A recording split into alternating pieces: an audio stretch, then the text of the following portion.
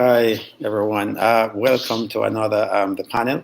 We have with us today two esteemed guests from an amazing company, a company that I found online, and they reached out to me, and I thought that they think that they have to share about STEM and coding. I believe will be of interest to you as teachers of well, everyone's a teacher of STEM and should be a teacher of STEM. So, as we consider how we can integrate STEM into our classes and particularly this focus now on coding, this group, this company, and what they're doing provides an example of how this can be done and maintaining the important conceptual ideas that should be coming through science learning and also in coding all at the same time. So, without spending too much time trying to introduce them and trying to tell their story, I'd like to introduce you to John Tan and Penny from, and I hope I say this correct, Doyobi. Hi, Perfect. Penny. Hi, John. Hi, Hi, Michael. Mega. How are you? How are you guys? Good, thank you. Good, good, good. So, you guys are in Singapore. Yep. Yeah. So, before Yeah. you start your presentation, I don't know who's going to tell us a little bit the story of Doyobi. I think the people that we work with, they do like to know the stories because those stories are powerful and connects and build those relationships. In many ways, they see themselves through people like normal people who eventually create this type of product. So, who's going to tell the story? I'll tell the story. So, Doyobi actually means Saturday in Japanese. And the name came about because Doyobi is a spin-off from a school that I started about 10 years ago called Saturday Kids. So, Saturday Kids initially started as a coding school for kids.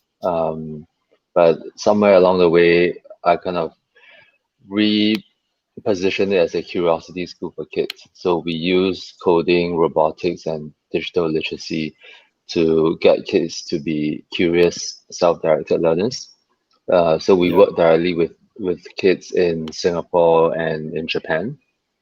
And sometime in 2019, I figured that the way to create more impact and to reach more kids is to share our curriculum, our pedagogy, and our ethos with other educators. And that's how I started Doyobi. So that's the very brief history of Doyobi. We are currently live in about 10 countries, about 20 schools. Wow. So we are hoping to reach more educators. And the goal with Doyobi is to obviously introduce STEM in the school curriculum. But more than that, it's really to help kids develop the 21st century skills that they will need to work on jobs that don't yet exist today. So that's the larger purpose. It's more than just STEM. It's about all the other skills like critical thinking and creativity and collaboration that are so important but so difficult to teach. And we hope Yeah. we make the lives of educators easier. Yeah. So Yeah. I'll And I stop think, here. no, no, I think, so you say that Doyobi is the Japanese word for Saturday. Mm. And that's so thank you. I've learned another Japanese word just right there already. But I think, but what I'd like to understand is the inspiration. Why did you end up doing? I mean, coding is certainly an area that a lot of people look at from. Well, they think you have to be a genius to code. Do you have to be a genius to use the Yobi and to learn how to code? I'll let Penny take this. Okay, so I guess I do agree. I think people overcomplicate what coding represents or what it means. But coding in its simplest form is just systems thinking, right? Or problem solving. It's just a way that you process things in your head or the way you organize things in your head, so it makes it easier for you to build a solution. So coding is definitely not just for geniuses, it is for everyone. And that's kind of the crux of product development as well. So the whole idea of what Doyobi wants to do means that we need to make it easy for educators to be able to pick up coding as well if it's not something that they're familiar with, and then go on and continue to teach it to their students, because our program is focused on primary or early middle school age group. And so what we do that through is we do that through making sure that our class duration is really short. It's quite step by step. And there's a lot of support along the way, which makes it quite easy and less of a daunting task for anyone and everyone to get involved with learning coding, but also teaching coding, because we do understand that teaching is a huge part of a child's learning, right? And kids spend so much time in school. So it's not fair and it's not nice to overlook that teaching element and just say, you know what, it's just that the kids who need to learn how to code, it's the teachers as well. Yeah. That's so true. So you tried to put science. Did you have a STEM focus, or is that just a natural? I mean, we could have chosen any subject. So why science? So I guess for us, coding was something that came quite naturally from Saturday Kids, so that there was not a question at all. But it was then what next? What else could we possibly combine it with to make whatever we're teaching more meaningful, easy to bring into schools, and also help liven up something that already exists, right? And something that came up was science, because science has quite a lot of implications in the real world as well. And what we want to do is we want to make any and all subjects more engaging, relatable, and fun. So with science, by including coding, you're not only learning science concepts and coding concepts, but you also learn how to apply these science concepts and coding concepts to build solutions that you could then sort of roll out in a real world application. So that's how we ended up leaning towards starting with science. But that's not the only thing that we intend to do. It's just the first product that we ended up building happened to be science and coding. Okay. And so, I mean, you're here to share this product. I think for me as an educator and an educational leader, I am excited about it because we read all these newspapers, all these stories, these articles talking about everyone needs to learn to code. And everyone's going, oh, everyone needs to be focusing on STEM. But everybody sees them as separate things. What excited me about this particular program was the fact that you were going to teach both of them in the same program. But not only that, you're looking at, there's a kind of interaction that, people are trying to find online. And I know that John mentioned as well, the idea of the critical thinking skills that are coming through that. And for me, who was a science teacher, I'm like, if we can get students to learn these in a subconscious way, rather than like, oh, I need to, do all these things, then power to everyone. So I think maybe the best thing we can do is for you to start sharing a little bit about the program itself. And then as we go through, we'll be able to ask some more questions. Is that okay? Perfect. Okay. So. All right, I guess I can share my screen. Let me know when you're ready to Okay. go. All right. So I guess we'll start with the little product walkthrough so you can see what the crux of the product is, and then we could probably share a bit more about how the content was created and how it can be used and things like that. So the platform in its original form has two views. The one that you're looking at right now is the teacher view or the school administrator view. And this one that you're seeing where you see Penny's class and a lesson is a student view. So when a student logs in, this is what they would see. For now, because it's a fairly new product, it's quite straightforward, but it still delivers the value that it needs to. So say, for example, the way it works is you go in, you create a classroom, you can pick from a large library of courses that we have. Each of these courses is about an hour long, and that's mainly because we want to make it easy for educators to be able to bring this into their classroom. So something we learned quite early was that a large problem that a lot of educators face is that even if they want to bring in new tools or they want to bring in something new, a large issue is how do I bring it into my classroom, right? Because they already need to finish their existing curriculum, they need to finish their workbooks, their activities, and all of that. So there's very little bandwidth left for them to actually say, oh, let me, experiment this with my kids and see if they like it and try to do something fun. So to cater to that, we tried to keep our content to max an hour. And then even that hour, you can probably split into different sections to make it slightly more adaptable and plug it into your classroom. So I'll do a quick scroll so you can see what kind of lessons we have. So there's things about energy, living, non-living things, there's animal senses, there's cells, there's all different kinds of life cycles. So we cover quite a range of topics across the board. So for coding with science in particular, we have about 40 lessons. And then we also have Python. So those are the two things that we cover. For coding with science, the coding element is mainly on Scratch. Okay. So let me jump into this course, right? So maybe we'll do animal and plant cells for today. I add it to my classroom. I start a lesson. And then within my lesson, you see now there's quite a few things going on, right? But it's quite different in terms of what you see on a teacher view and what you might see on a student view. So on my student view, it's quite straightforward. I come in, I know what class is going on right now. I say, okay, today the teacher comes in, says, hey, we're going to do animal and plant cells. So I join this class. And so in terms of functionality, you see that there's far fewer features here available than the teacher. And that's mainly because another problem that we've heard about is teachers struggle to manage a few things in a classroom, right? They struggle to manage the students' attention. They struggle to manage the pace of learning because obviously within a classroom, you have lots of different personalities. Some kids might just want to blaze through the whole thing, might not even want to do it that much. Some kids would be super deliberate and want to do everything quite carefully. And some kids might just want a little bit more time to read everything before they attempt something. So that's why in a teacher view, there's a lot more options for you to play around with so you can manage your classroom however you want or whatever you're comfortable with.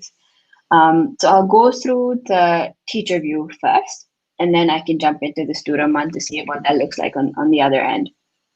So in terms of a class structure, you will see that it's quite similar. So the 40 hours that we've created, the class structure it mostly always begins with a social pact.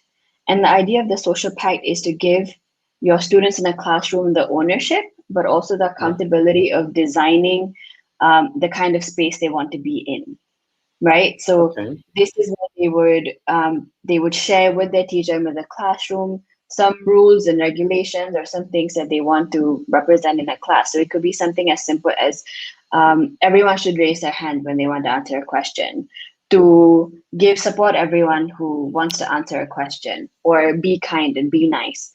So it could be as simple or as complicated as the students want it to be, right? So this is another opportunity for kids to feel like they're co-creating in the classroom instead of just the teacher speaking at them. So once we do the social pact, then there's from here to here is sort of the section where we start to jump into the science. And it's done through various forms. So sometimes there's quizzes, sometimes there's scratch games that we've made in-house. So this whole section is all science. And the whole idea of the science section is to help kids sort of remember what science concepts they've learned already, but also learn how it's related to other things, right? And that's facilitated through games. So then they can say, well, whose cell sample is this? Maybe I don't remember right now. I just take a guess. Oh, it's not a cat. Is it a lizard? Oh, it's a lettuce, right? So I play different games to kind of figure out what cell each one is, right? So we have games, there's quizzes. So we can start a quiz with a timer, and the teacher can then look at how the students are doing, whether they've understood something or not, and go over something that wasn't widely understood again. So this part is on the science, and then we jump into the coding. So for each lesson, which is an hour long, we introduce one concept each, because as you'd asked us the question, right? The whole point of Doyobi is to make coding accessible and simple to understand for the teacher and the students. So the idea is that by covering a science topic and one coding learning outcome each, it makes it easier for everyone to have a good grasp of what the concept is. So this part is where we start to then introduce Scratch in terms of what the different blocks are. There's more games for you to drag things around and see how a concept works. And then you would jump straight into then going on to the Scratch platform and building it out for yourself. So this is where the application and the autonomy and the self-control pieces start to come in, right? Because this is where the students go on and build their own thing. Yep, yep. And then we end with, obviously, to make sure that if someone does finish something early, then they're not sitting around twiddling their thumbs or distracting the teacher. Then there's bonus activities to give them something more to build on scratch whilst the other students are catching up or trying to finish the task. And then we always end all of our lessons with a reflection. So the reflection part is quite important as well, because that's what helps kids build the ability of self-reflection and self-awareness and things like that, right? So this section in general focuses on getting the kids to not only be able to repeat to someone else what they've learned, because something that you would see quite as a teacher, something that you see quite often with younger kids is they might have had the most fun day. They might have learned so many things, but then when you ask them, or when their parents ask them, what did you learn today? They'll say, nothing. Yeah, that's true. Or the teacher just said water. So it's because they're not used to this process of active recall, right? Or summarizing things. So the part of the reflection section is to kind of help them reflect on and say, hey, I actually did learn these things today. And out of the things that I learned, this is stuff that I liked in particular. This is stuff that maybe I struggle with and we can continue working on next week. And it also gives the teacher a little bit of space to go back and reflect on what the students are saying, and then possibly try to work on those things in the next class onwards. So that's the structure of our 40 lessons for coding with science. Okay. I will jump on to the platform tooling now. So as you see for the quizzes, there's two tabs. There's the activity part, and then as students respond to this on their end, you would then see the answers start to come in, so you could see it on your responses tab. On top here, so this is something that is quite unique as well, is we have 3 modes for teaching. So what the 3 modes do is they dictate the environment you need in the classroom, right? So this one is free mode, which means that if I have this button enabled, I as a student can go along and click along to whichever section of the class I want to, right? So I'm in the student mode now, and I can click on, I can go to whichever section. The next one is called our freeze mode. So what this means is that a teacher would use this if she wants all eyes on her. And so this comes in handy when in a blended format, right? Even if you're online or you're off or you're in class, you can still freeze your students' screens to then say, hey, everyone, look at me, right? I'm either going to draw something on a whiteboard or we're going to have a discussion. So this, in a way, is to reduce the distraction or give them lesser things for them to click around with on the device. Yeah. So that's what the freeze mode does. And then sync mode is to make sure that the students then follow me. So if I just need their eyes to be on me and I want them to go wherever I go, then I would put it in sync mode, and then they would just be on the same page as me. Okay. So those are the 3 learning modes that we thought would be of greatest value from a classroom management perspective. So that's what we built in for now. But obviously for anyone who's tuning in, if you have any other suggestions or you think, hey, it would be quite cool if you could do this, we will share our contact details after this. So feel free to write in with us, and we're happy to co-create with people. We're always looking to speak to as many educators as possible. So moving on, the next thing that we have is this class overview. So here you have all the sections within a class, and then you have the student. So right now it's just my demo account student logged in, which is this one. And so here what happens is this is where the student is at. So this icon represents where the student is at along the entire lesson, and the green tick indicates what they've completed. And the main idea of having this view is so that you can then, as a teacher, you can have a good sense of where your students are at. And it also gives you an early warning of where you might want to step in, and if there's certain kids you might want to help out. Or if you see that someone's stuck there, you can also check in with them and say, hey, are you okay? Do you need a little bit of help with this? So it's also another tool that you have at hand to help you manage your classroom. The next thing is called presenter mode. So the presenter mode is kind of works a similar way as like your presenter slides or your Google Slides would, right? So when you present, what you lose is you lose your like teacher's notes or your presenter notes, and it's just a very clean view that people see. So if you're sharing your screen, you can just use this mode to communicate.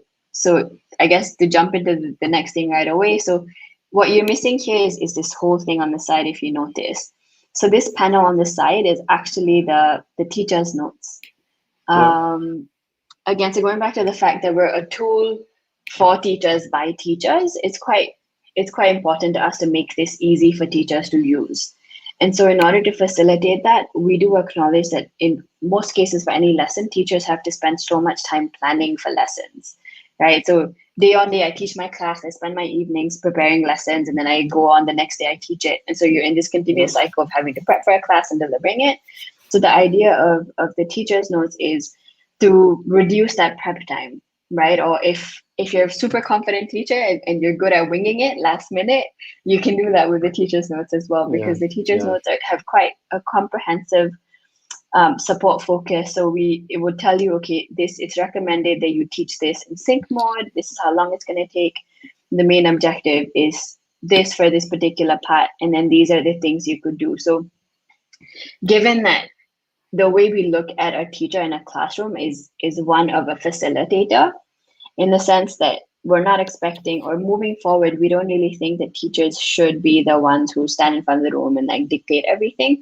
It's more, as I've been saying, it's more about co-creation and facilitation in order to respect all children and their different abilities and their interests, right? So then there's a lot of facilitation questions to make sure that the kids are with you there. So I guess that's the main difference. One of the main differences, right? In the presenter mode, you don't have the teacher's notes because obviously the students don't need to see the teacher's notes. Yeah, so that's the main idea. And the last big function is the timer. So within the timer as well, there's two options, because often we realize that from a timing perspective or a sense of like classroom management, there's two scenarios that you might have where you either want to time yourself or you want to time your classroom. So from a classroom perspective, you might want to set a timer for, okay, we're gonna try to draw whatever comes to mind, right? Or we're gonna draw different water bodies. So you might want to set a timer for your class. And what this does is that this timer would then show up on the student side as well. So they would see that they have 3 seconds left, 2 seconds left, and then they know time's up. And then on the other side, there's a timer that's only for the teacher.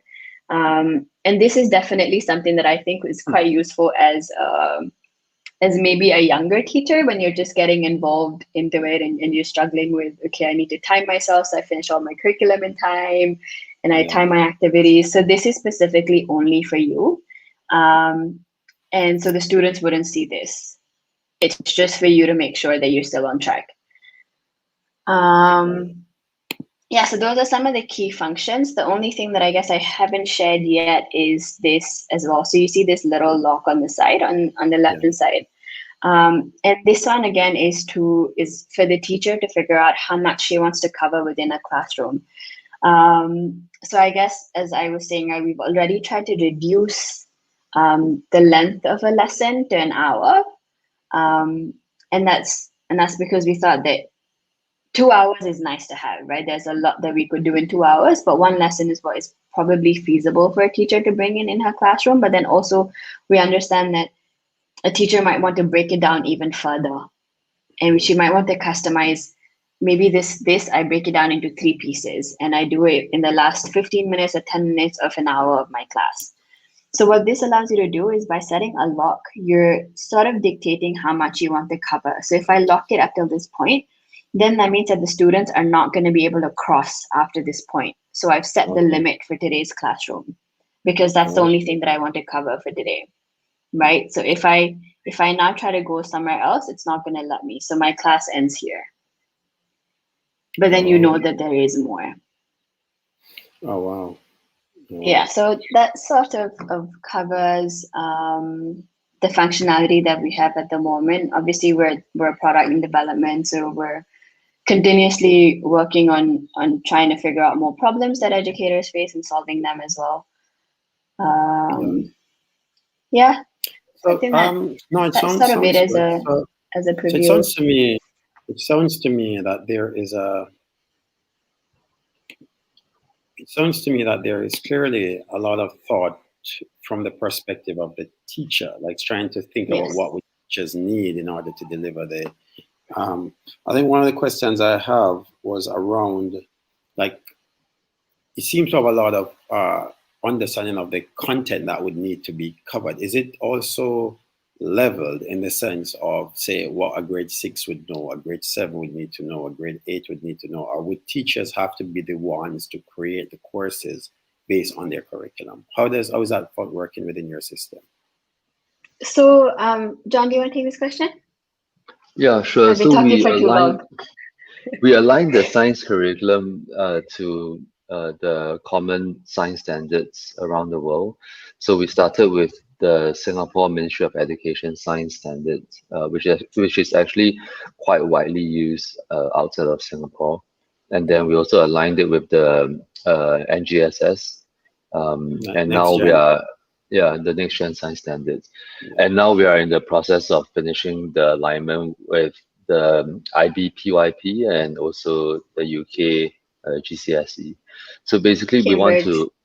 the Cambridge, So we want to make it easy for any teacher to figure out for the science curriculum that he or she is covering, what are the corresponding lessons that she can use from the Doyobi library. So that's how we design the product. Okay. Yeah, Okay. so just to add on, so there's 3 factors then that a teacher has on hand per lesson that she can use to then decide if it's something that is usable for her or not. So that the first one would be obviously the curriculum, whether it's MOE, NGSS, IB, or Cambridge. The next thing would be the grade level, right? So is it P1, P2? Is it grade 2 and 6? And then the third variable is the topics. Because within each curriculum, as we realized, like there's a large variety of topics, and different curricula covers different topics at different grade levels. In different order as well, yeah. Yes, exactly. So we have mapped all of our lessons to those 3 things. So it makes it easier for a teacher to figure out which out of the 40 existing ones they can plug and play. Okay. And since you say that, then would your lessons be designed? Because, for example, we work in an IB scenario, but someone else may work in a government scenario where it's fixed. The curriculum is fixed. Within the IB, the curriculum isn't, say, the content in the curriculum isn't fixed. Are the lessons designed in such a way that different age groups is there an age range limit, for example, that I say, for example, I take the plant cell, who is it pitched at? Or are there different versions of the same lesson for different levels? So at the moment, we don't have different versions. It's the same version. Okay. And I guess to answer your question, there's 2 things that we think about. One of them is obviously focus on the curriculum, right? And so in terms of curriculum and content, what we realized is that the content is actually not that different across the different standards. Yeah. What is different is the pedagogy. Yeah. Right. So the way the pedagogy of government schools would be significantly different than an IB school, right? And so the bridge that we're trying to, and we recognize that, and the bridge that we're trying to obviously build is to sort of allow teachers to have an understanding of what the different ways in which they can deliver this content are, and then pick what works for them. Yeah. So I guess to go back and answer your question, we don't have different content based on the grade level, but we are quite explicit about what grade level it's for. Okay. So that sort of covers the content part. But the thing that we are obviously trying to promote and make easier in terms of facilitation for the teachers as well is to have an understanding of pedagogy and make it easier for them to deliver it.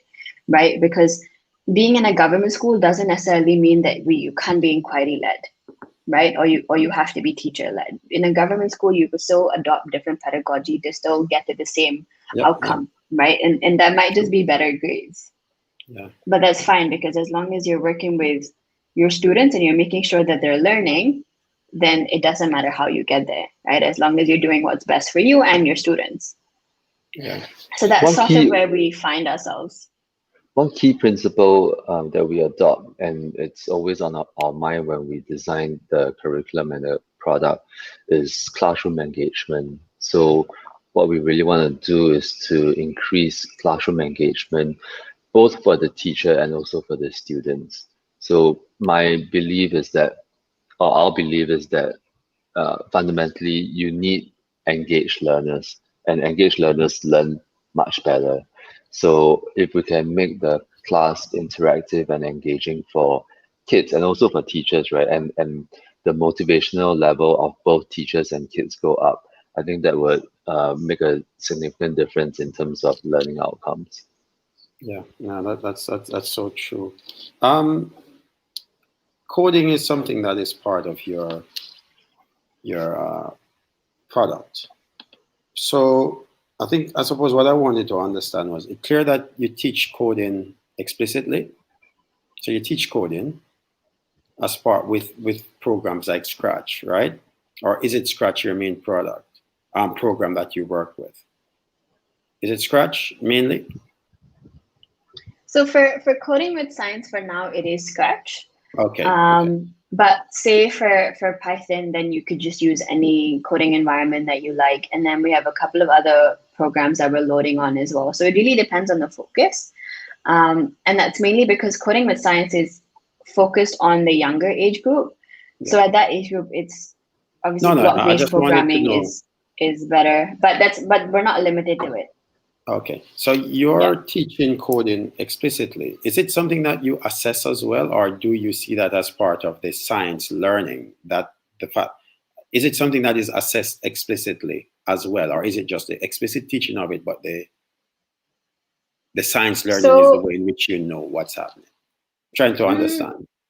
so in terms of assessment, it's actually I would it's closer to a project-based learning sort of format, because it's through you being able to build a project and being able to then combine different coding concepts.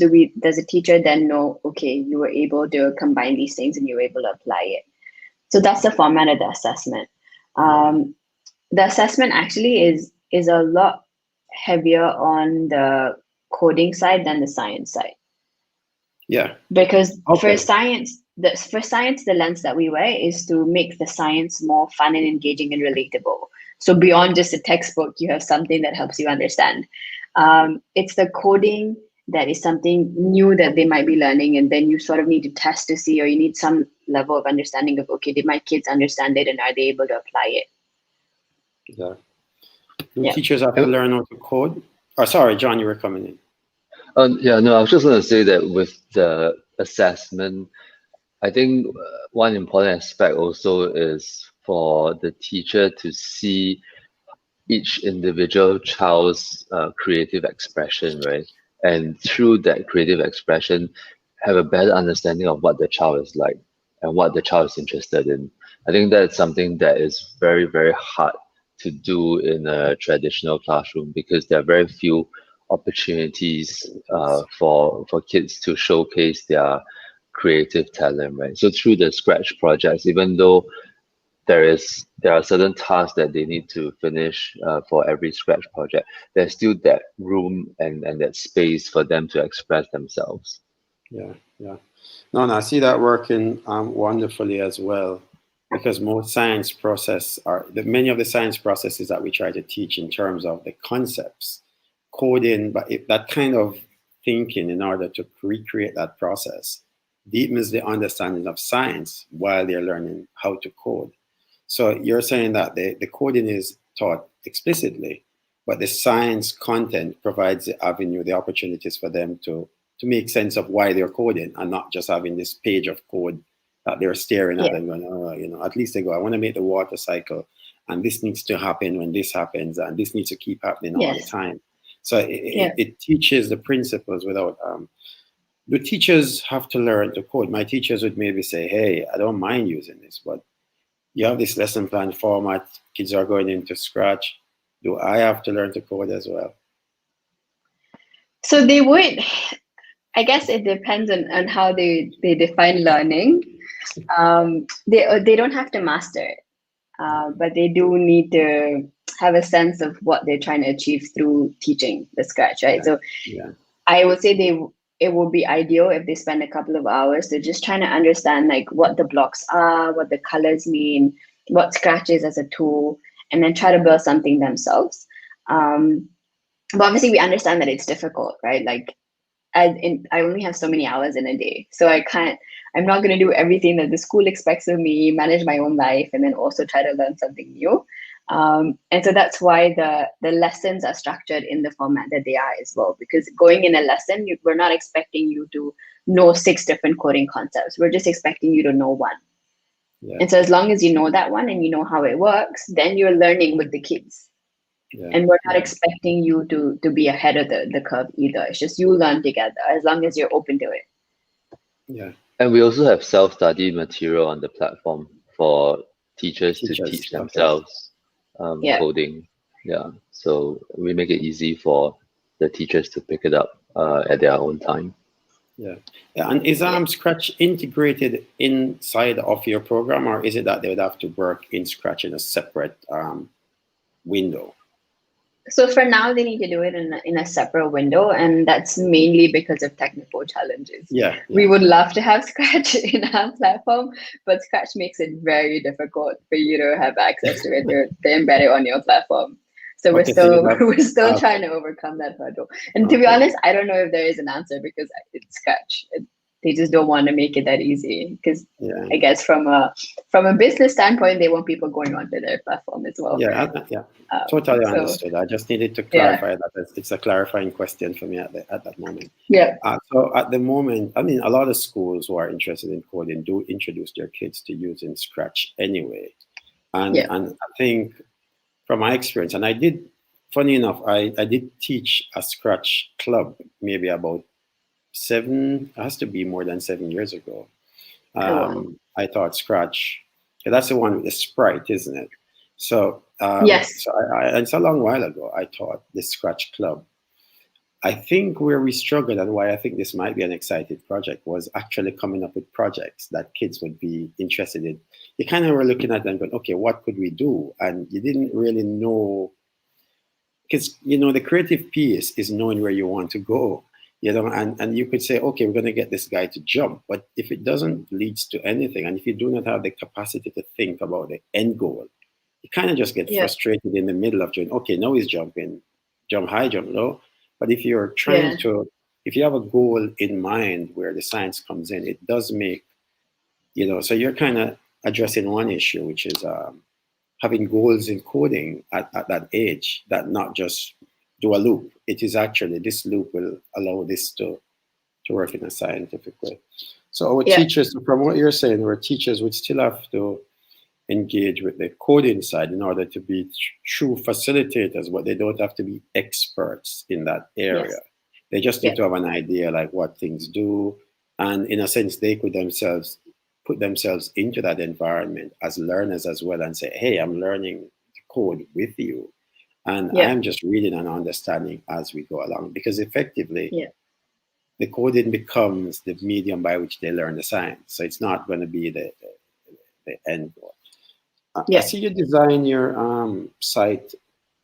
It seems like your design is a comprehensive kind of science learning space, yeah. Rather than it being like an add-on to the science curriculum, you're seeing this as the space in which the teachers would teach science.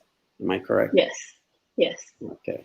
Okay. So But so as I said, science is not the only thing that we're limited to. So there's because at the end of the day, what we want, the problem that we're trying to solve is to bring in 21st century skills into schools and make it easy for any kind of educator to be able to bring this in, right? So the next thing that we're going to be looking at is social emotional learning. Okay. So things like, but obviously still making it related to schooling or your career in some sense. So like the kind of courses that we would probably start with would be things like thinking about science professions or thinking about social impact or communication or relationships. So it's coding with science is our first product, and we will continue to work on it because there's so many topics. There's so much to be taught and learned, right? Um, but obviously, along with that, in terms of building our library and covering more age groups, there's other elements of 21C skills that we want to bring in, and SEL is the next one. Yeah. Yeah. No, So that's actually, good. our Python course is combining Python with growth mindset. So it's a Okay. 20 lesson course, and throughout that 20 lessons, while the learners are learning how to code in Python, they're also learning how growth mindset works. So there are different activities all around the idea of growth mindset. Yeah. So that's another example of how we bring SEL into the curriculum and content that we're creating. Yeah, Yeah. and actually, Miguel, you brought up an important point earlier, which is the idea of getting the students and also the teachers to kind of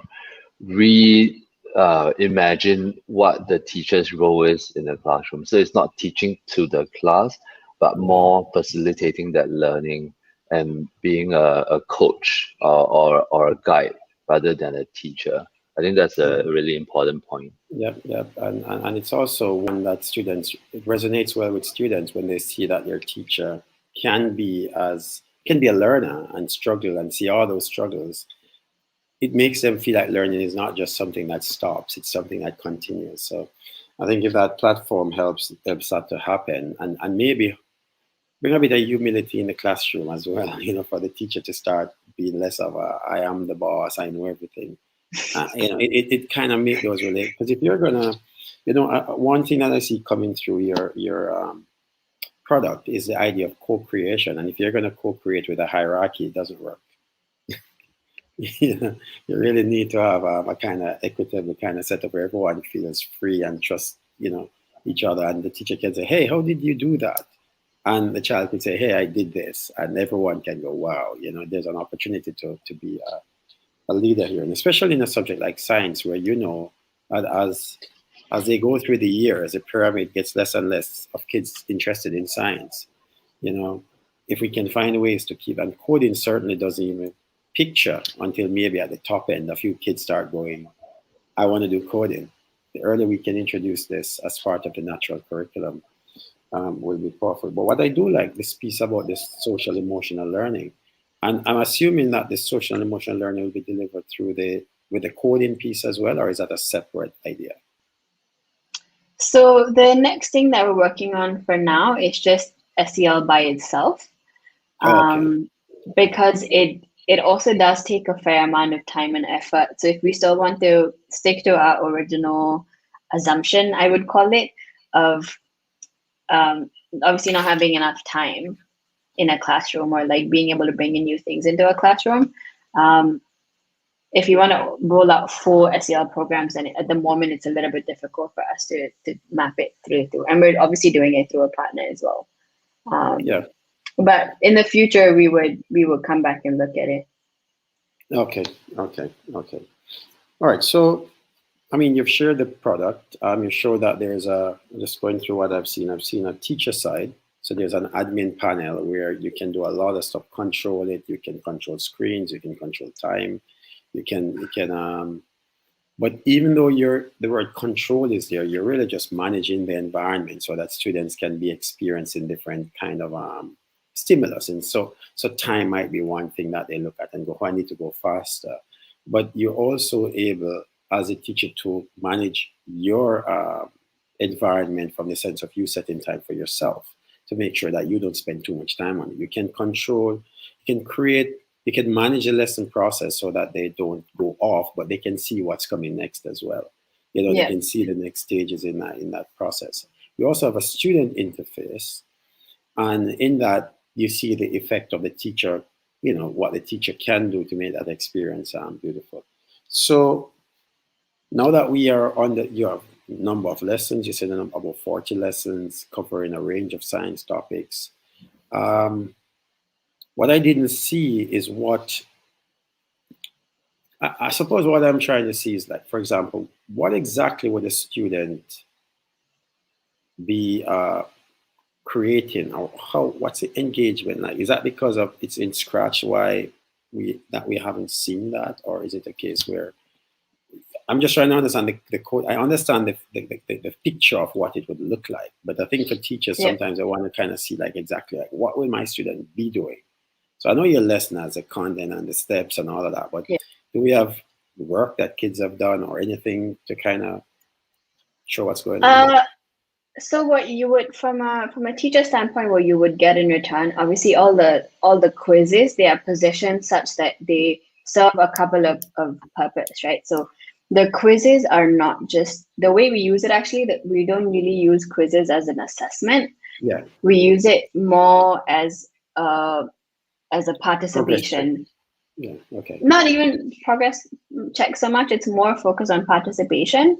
So you can see what your students are thinking. So the nature of our questions also is either to get kids to submit ideas in terms of like what they want to do today, ideas that they might have about a certain topic. So say, for example, for a climate change lesson, right? There will be questions about, do you know about any climate change initiatives, or what can you do yourself to contribute to this cause?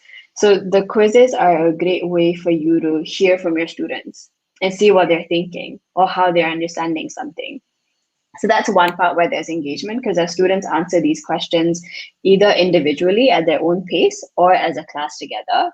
You then have a bunch of information that you can then work your way through, right? To see what people are thinking, how they're doing, what they're able to do.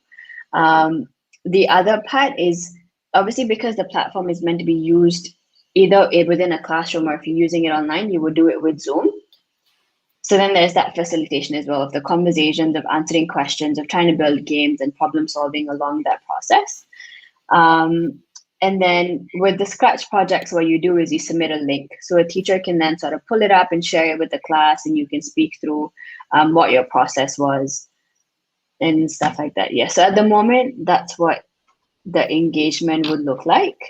Obviously, longer term, given that our focus is on making both teaching and learning more engaging or more fun, there's a lot of other tooling that we plan to bring in as we develop the product. Yeah. So yes, John, do you want to add in anything? No, I was just going to say, in terms of the actual Scratch project, it's very similar to the activity that Penny showed earlier, where the kid has to drag the stem cell to the right object, right? So what we're doing is we are getting the learners to recreate some of these Scratch activities. And through that process of recreating it, they're actually internalizing the science concepts. Yeah. I can see that happening, certainly. I can see that happening, certainly, where, because the coding concept really is just it's the same process. For you to design the coding experience and for that to work, you're gonna have to go what happens in what order, or does that continually repeat? And so the loops and all these things would make a lot of sense for a learner. So yeah, I suppose you've given well, for one, I certainly am interested in the stuff that you're offering.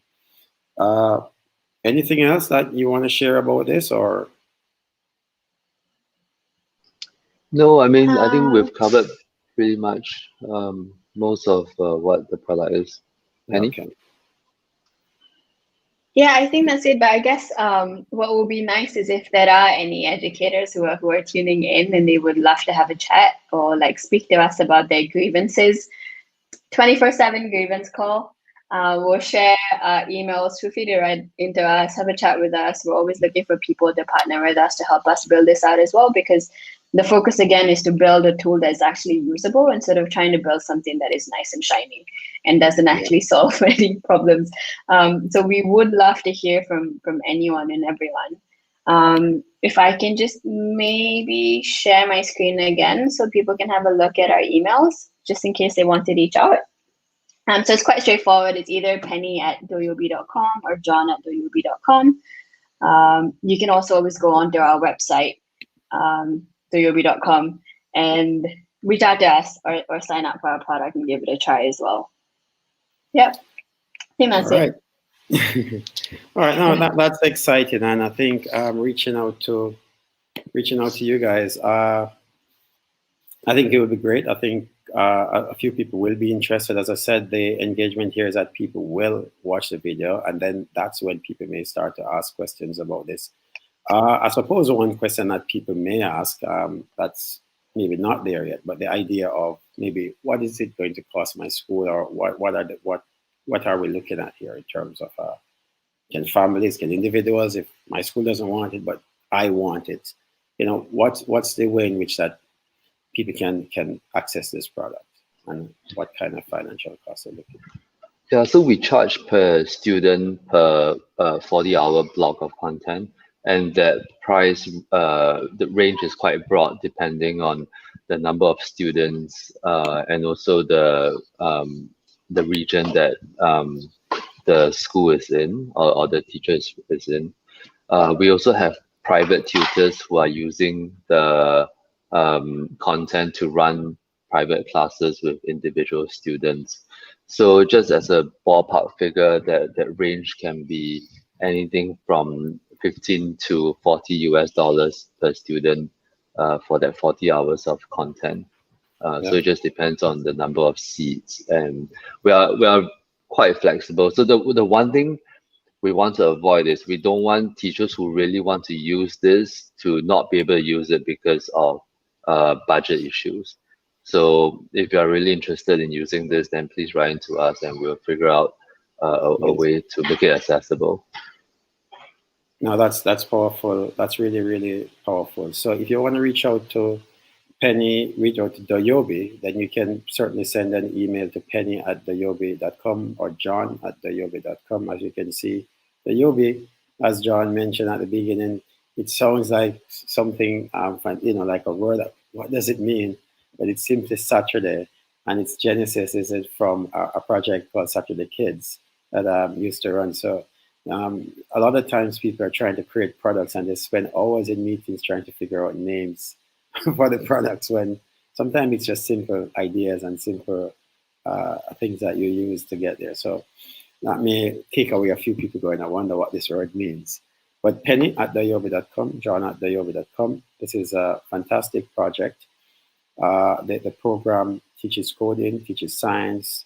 It addresses so many of the standards. As I said, it's aligned to many of the international standards, and you're continuing to increase the alignment in other international curricula. So, I mean, I know you mentioned Cambridge and you mentioned IB, PYP, and that's going to be the kind of thing that teachers will be interested in. So I'm going to sign off now, but I just know if you want to have a final word to just say, I'll leave that up to you. Well, I just want to say thank you so much for spontaneously getting on a Zoom meeting with me in the middle of the week, and then in less than 3 days we have arranged a webinar. So thank you so much, Miguel, for making this happen, and this was fun. Thank you. Thank you guys for being so approachable and so willing as well, so flexible as well. Because sometimes, and I hope that as your company, grows, because it will. I think it's an amazing product. It will become, I'm sure at some point I'll be seeing this floating somewhere. I hope that you don't lose that personal piece that I've found, that warmth that I found as I connected with you, John, and certainly with you, Penny. I think we hope that you keep that. And there are certain keywords I've picked up as I hear you going. You're talking about the co-creation. You're talking about the creative piece for students. You're talking about I like the term the social pact, and it's something that I may take away from this conversation, because we tend to have these agreements with kids and expectations, and when really what we wanted was a social pact. How will we be in this space? And I think that's a powerful way of describing the relationship that we want to have with because that allows both sides, to be involved, and not just here are the rules. So I suppose it's focused on what we want to see in this space rather than what we don't want to see in this space. So I really like that kind of mindset that I see coming out of Doyobi, and I hope that many people find this a powerful tool for teaching and learning, and reach out to you. I have no real need to be a middle person in this. If you really just want to talk to John or Penny, just drop them an email and arrange your own in-school stuff as well. I just feel that if we're in this space and we're talking about growing STEM and talking about integrating STEM in our classrooms, then the more tools that can be shared, then people can say, hey, this one will work for me. So thank you guys for being on the panel. I know it's early morning in Singapore, certainly early morning where I am. All the best. And I'll keep in touch, John, keep in touch, Penny. I'm always just an email Thank away you. on LinkedIn or even an email. So if anything comes up exciting, please let me know. You know. All right. Thank you very much. Let me end Thank the you. broadcast. Thanks a And You if lot. too. you have any questions, just you can type them in and I'll forward them to John. Or as I said, you can just send them yourself.